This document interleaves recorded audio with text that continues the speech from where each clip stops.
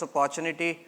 I'll be going to touch upon a very, very dear topic for all the procurement professionals, strategic procurement and category management. So, I'll just give you a background. I will be touching with a more focus on commodity sourcing, especially limited to FMCGs, food and beverages. So that's the focus of this category management and strategic sourcing. I'll also be mentioning that I'll not be covering the entire sourcing. How do we cover the entire sourcing gamut? Because we all know cryogenic metrics, supplier risk and the impact on the business.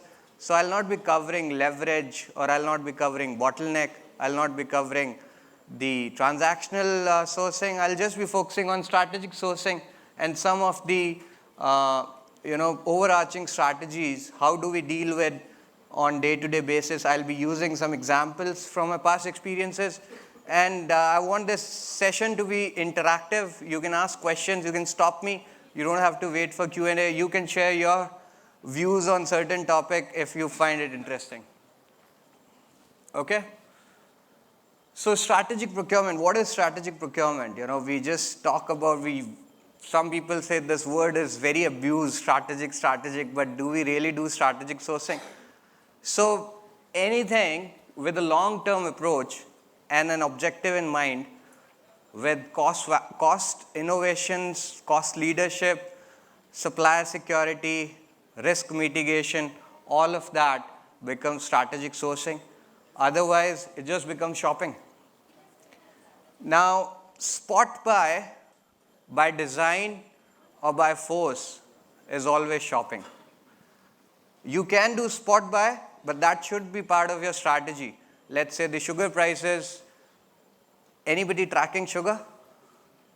So in last 20 days or 30 days, sugar prices have gone to 33 rupees to now 37 rupees, XML.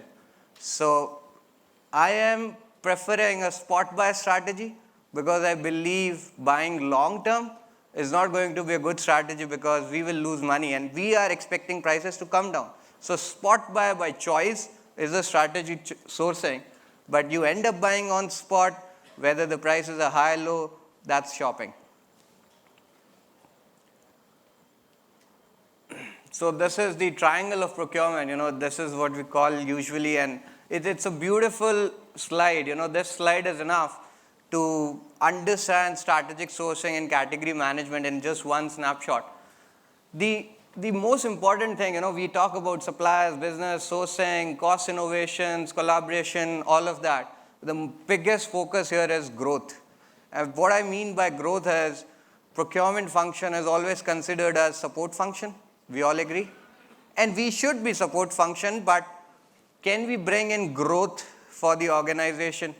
Can we scale up business for the organization by outside-in approach, by bringing in the innovations which suppliers are doing for so many years? Can we, ride onto that wave, and we can act as that bridging link between the outside world and the organization to actually scale up businesses? And I have seen that it happens most in the contract management categories, wherein you are looking for a co-packer who is doing their own brands or master of their craft, and you partner with them, and then you get the benefit on the costing, logistics, on the timelines, all of that.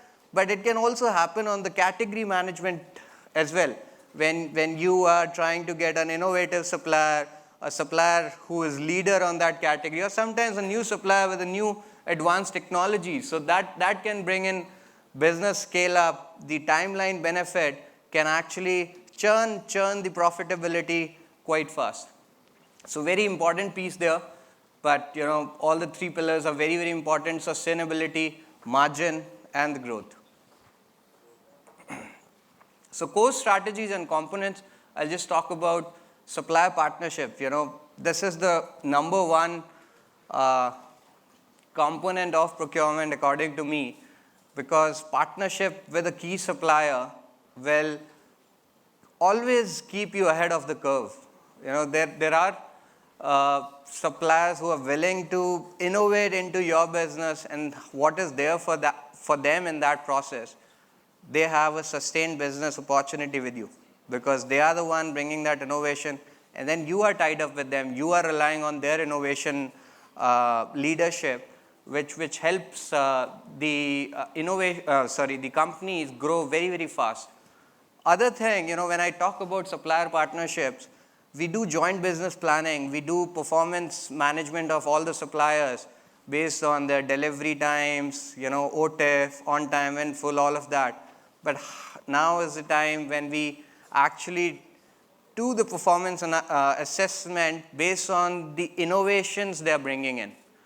So that should be given more importance in today's world, and that is where the advantage will lie.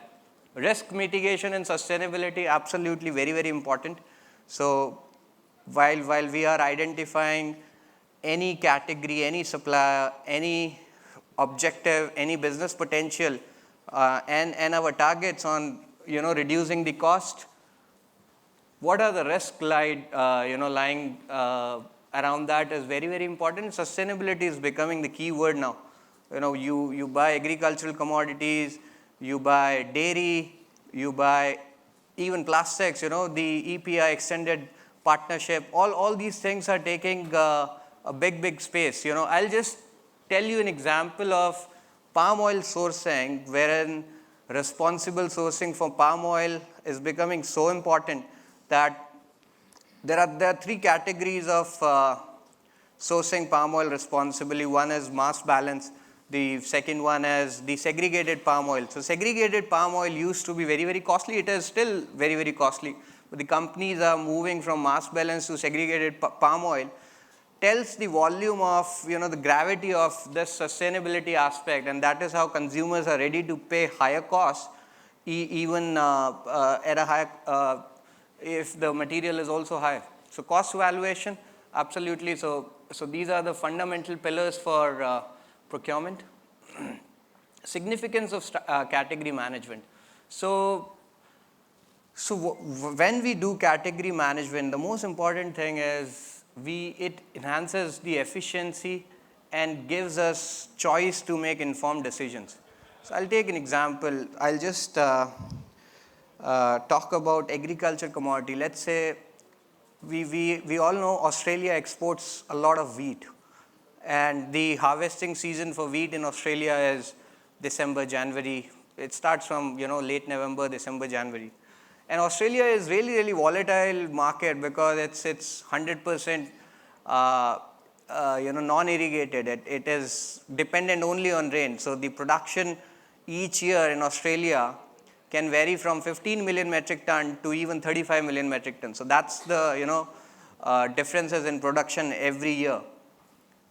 And we get those data early, how's the rainfall in the month of June, July will decide what will be the commodity production, total production at the end of December, and that's how the prices are built in, the risk premiums are built in. I have seen, cases wherein the focus for rain is low, production is low, but the focus for rain in the month of January is high.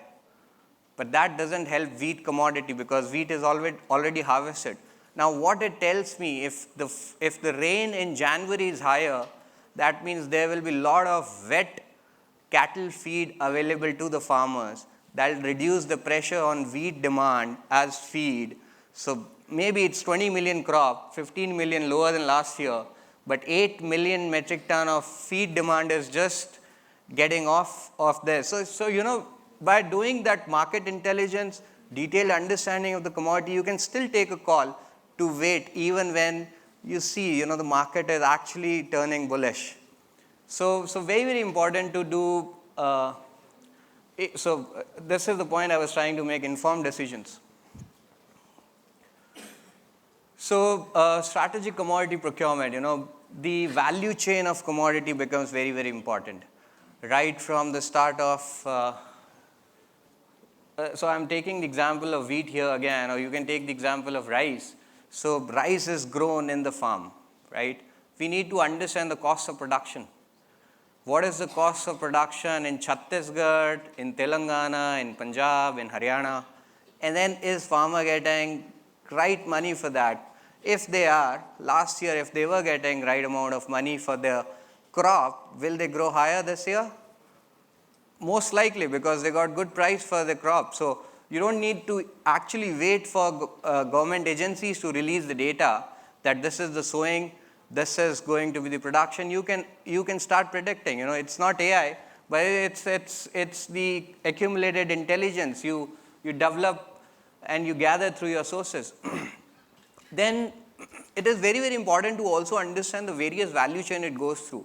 So a paddy will be harvested, it will be sold to mandis, will be bought by millers, then millers will send it to, mill the rice, there will be rice husk, rice bran, broken rices, all sort of byproducts. So what is the byproduct realization they're getting on each of their byproduct? What is the price of rice bran oil? Because they will sell rice bran to those solvent extraction units. So are they getting higher realization there? If palm oil prices are higher, for sure rice bran oil prices will be higher. So you actually go to lot of other commodities to track one commodity. And if palm oil prices are higher, that means crude oil prices need also to be evaluated, where the crude oils are going. And if you want to see crude oil, you can't miss Forex. And then you also have to see the government regulations. So what are the import duties, export bans, all those tariff bans. Everything needs to be just taken into consideration while you're just trying to determine the cost of wheat flour for a loaf of bread. So it becomes extremely important to go into details, do those analysis, and make the informed choices. So commodity specific procurement strategies, local sourcing, weather monitoring. I just gave you an example of wheat in Australia. I'll give you another example. So Marico buys a lot of coconuts, and then they process coconut oil. They make their parachute oil brand. They buy more than 1 lakh tons of coconut oil. They produce more than 1 lakh tons of coconut oil, and they buy every third coconut being produced in this country. Now, how do they do such a great job in predicting the pricing? I was with Marico. I was part of their team, and what is so different that they are doing? Somebody was talking about artificial intelligence and predicting the pricing, price forecasting models. Marico team has developed those pricing forecasting models with simple SPSS, multi-regressional tools. You don't need to go AI because they just have tons of data for last 50 years. They have data gathering mechanism for individual farms, for each tree, what is the coconut count last year and what is the coconut count in 1993 and how it is moving, and based on that coconut count, what is the yield we are getting every year and how the rainfall is impacting that. So the impact of rainfall on coconut comes after 9 months. Not immediately like wheat because it's a perennial crop. So they track that. Okay, the rainfall is good in March, so we will get a good harvest in the month of November, December. So all those factors, we put that in, we transform the data, we put a modeling, our forecast accuracy goes to 88%. And then you take positions. When the prices are going to go up, when the prices are going to go down. It becomes easier when you are controlling, when you are the largest buyer. But sometimes people struggle when they are the largest buyer. They feel that, it's a threat because we are the largest buyer and we have to buy 33% of the entire commodity. But they are seeing it as a strength because they are relying on data. They're relying on the primary understanding of that data and how do they model it into data that give them predicting, forecasting, and very accurate pricing. Sustainable sourcing, I just spoke about it, that sustainable sourcing is becoming key. All the organizations, whether it is Blue Frog for cocoa, coffee, tea plantations, sugars, the SMETA audit importance, 4 pillars, all those things are becoming so important that businesses are not going forward by compromising on any of these aspects. And I'm seeing every year those businesses are flourishing who are focusing more on sustainability. I have seen businesses saying that we will focus on profitability and then sustainability, but that approach is not working somehow. So it goes hand in hand with the profitability, and once you figure out the way of riding on these both ways, it's a short success for the business growth. Market analysis, I think I talked about that enough. So implementation and innovations, this is very theoretical. We hear about it, what is spend analysis, what is market assessment, what is strategy development. But it is very, very important to always figure out for that particular category, what is the business risk, what is the supplier risk, and what is the impact on business. And it is not just by doing the spend analysis. So sometimes an ingredient, let's say we are manufacturing cake mixes. For me, wheat, sugar are the key ingredients. So will that go into high business impact? No, because there is a lot of availability. There are lots of suppliers, but maybe an emulsifier which is manufactured in Denmark by a very, very innovative supplier might become a key category for me. And then that supplier becomes very, very strategic for me, because if they don't supply me that particular ingredient, I can't make the entire premixes. So it's just not the spend analysis, it's a lot more than that. So market intelligence, I just covered about it. Timing and strategy, I think, in procurement, we talk about negotiations, that negotiation skills need to be top notch. And you need to be a great negotiator while you're dealing with your supplier network. I understand, yes, that's true. But I feel, negotiation should be used as the last resort, especially in commodity buying, especially in FMCGs. And if you're relying on negotiation as your first resort, then you're in trouble. That means you're not timing the market right. You didn't take cover when you should have taken. You didn't develop new suppliers when you should have developed them. Now when the volatility hits you, you are sitting on the negotiation table, you will get a value, let's say 5%, but 95% value you left when you were, not doing when things were right. So when things were right, that's when you do that proactive approach, you take the use of market intelligence, you understand you anticipate what's going to happen in next 6 to 12 months, what might happen, and then you figure out and then you again, finish it with negotiation for sure, for your 5% value. But don't rely on negotiations only. Supplier relationship management, I talked about it. Long-term partnerships, win-win partnership. This is all we talk about, But we tell the supplier you are strategic, but we don't treat them strategically, do we? Because a supplier gives us a pricing, we tell them that you are our strategic supplier, please reduce the pricing. Now, it's not by saying they are the strategic supplier, it's about your actions.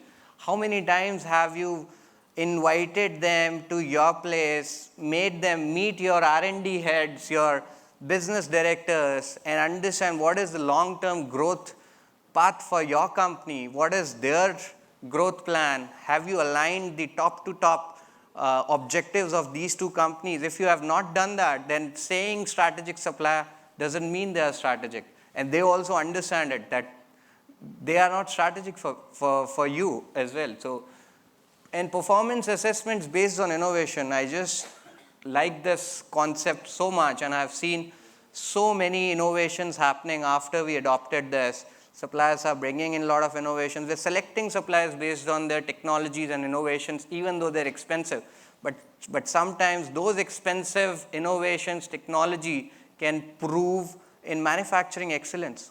Your overall losses can go down, your wastages can go down, your efficiencies in the plant can go up. So probably you will see, they are 10% more expensive, but overall you're getting a 15% benefit.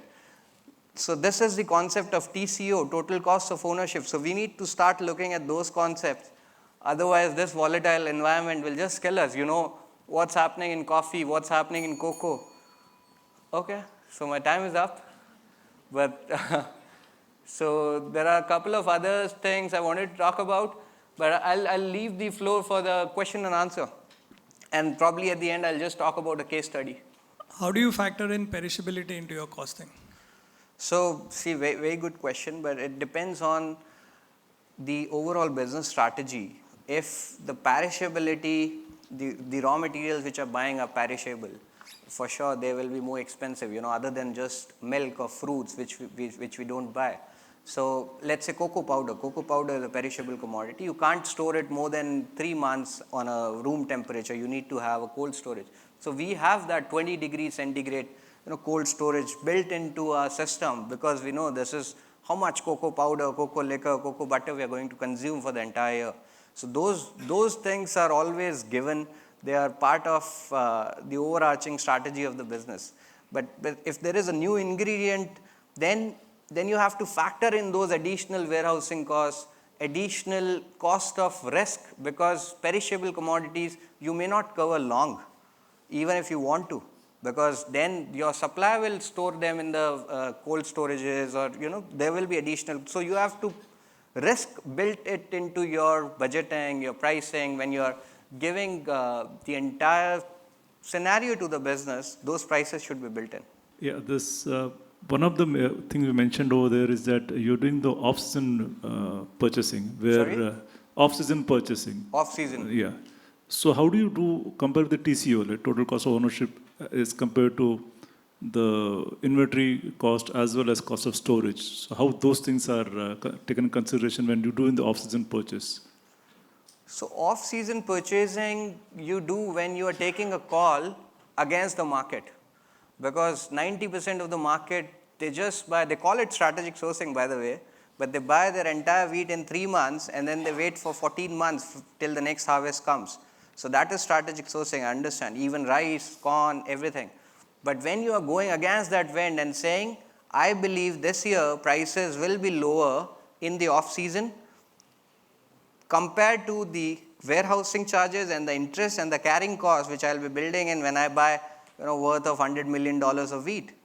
So that is the risk mitigation proposal. We present it to our internal stakeholders. We do proper communications with them and we tell them this is the risk which we want to take. This will be the benefit if we take that risk.